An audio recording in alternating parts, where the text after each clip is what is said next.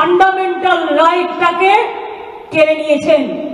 সুতরাং এই আইন অ্যান্টি ফেডারেল স্ট্রাকচার। তো ওয়াকফ 2025 বিল সত্যি কি মুসলমান সম্প্রদায়ের ফান্ডামেন্টাল রাইটস কেড়ে নিয়েছে, নাকি এটা মুসলমানদের খেপিয়ে তোলার একটা সুযোগ হিসেবে ব্যবহার করছে দিদি?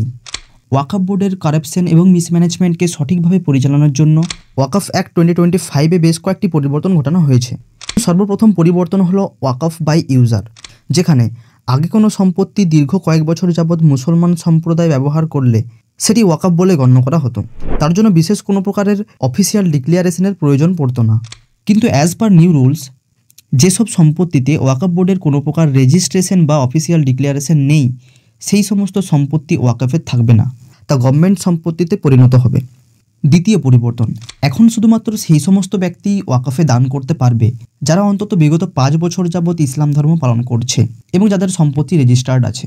অর্থাৎ যেখানে আগে হিন্দু, মুসলিম, বৌদ্ধ, জৈন নির্বিশেষে সকল ধর্মের মানুষ ওয়াকফে দান করতে পারত, তা বাতিল করা হয়েছে। এবং তৃতীয় পরিবর্তন, পুরনো নিয়ম অনুযায়ী কোনো মুসলমান ব্যক্তির পরবর্তী পুত্র বংশধর না থাকলে তার সম্পত্তি ওয়াকফ বলে বিবেচিত হতো।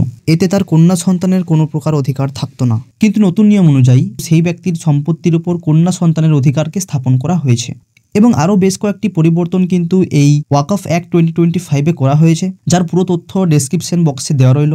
ওয়াকফ বিলের ওপর তোমার কি মতামত সেটা অবশ্যই কমেন্টে জানাও।